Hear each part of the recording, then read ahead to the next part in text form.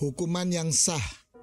Sebab dengan matinya sebagai manusia, ia telah membatalkan hukum Taurat dengan segala perintah dan ketentuannya, untuk menciptakan keduanya menjadi satu manusia baru di dalam dirinya, dan dengan itu mengadakan damai sejahtera, dan untuk memperdamaikan keduanya di dalam satu tubuh dengan Allah oleh salib, dengan melenyapkan perseteruan pada salib itu.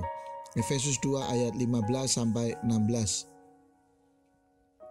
Peristiwa hukuman mati dengan cara disalibkan yang ditimpakan kepada Tuhan Yesus tidak dapat dipandang sebagai ketidakadilan. Memang awalnya dia ditangkap karena rasa dengki dan iri hati para pemimpin agama Yahudi. Bahkan sampai di pengadilan, mereka tidak dapat menghadirkan saksi-saksi yang dapat memberatkan, sehingga Pilatus pun berniat membebaskan dia, seperti yang tercatat dalam Lukas 23 ayat 4b. Aku tidak mendapati kesalahan apapun pada orang ini.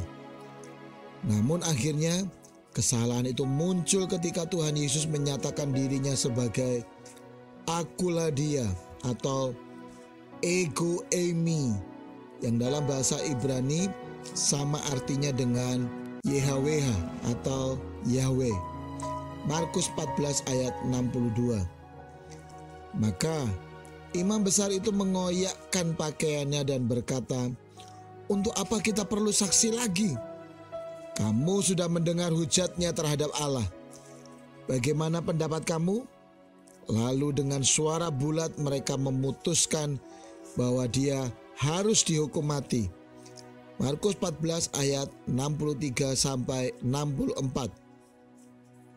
Pada masa itu, hukum agama berlaku dalam masyarakat Yahudi, dan menyamakan diri dengan Allah adalah pasal penistaan agama dan dikategorikan sebagai tindak pidana yang paling berat. Karena itu, hukuman yang paling pantas adalah hukuman mati.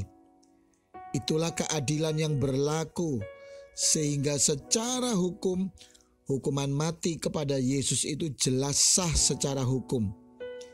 Dengan demikian, tidak ada lagi hukuman yang lebih berat yang dapat ditanggung manusia selain dari kematian di kayu salib. Ketika Yesus bangkit dari kematian, maka terbuktilah bahwa dia sudah menanggung hukuman yang paling berat dan menang atasnya, sehingga terbukalah jalan kepada penebusan. Seperti yang dikatakan dalam Galatia pasal 3 ayat 13. Kristus telah menebus kita dari kutuk hukum Taurat dengan jalan menjadi kutuk karena kita. Sebab ada tertulis, terkutuklah orang yang digantung pada kayu salib. Maka dosa dan kesalahan besar apapun semua sudah ditanggung Yesus di kayu salib, sehingga setiap orang yang menaruh iman kepadanya akan mengalami damai sejahtera. Mengapa? Karena proses hukumnya sah, sehingga dikatakan dalam Roma 8 ayat 33, siapakah yang akan menggugat orang-orang pilihan Allah? Allah yang membenarkan mereka? Siapakah yang akan menghukum mereka? Tidak akan ada tuntutan atau tuduhan-tuduhan dari hati nurani, karena yang ada hanya damai sejahtera, yaitu pulihnya hubungan dengan Bapa. Haleluya. Ketika Yesus bangkit dari kematian, maka terbuktilah bahwa dia sudah menanggung hukuman yang paling berat dan menang atasnya, sehingga terbukalah jalan kepada penebusan.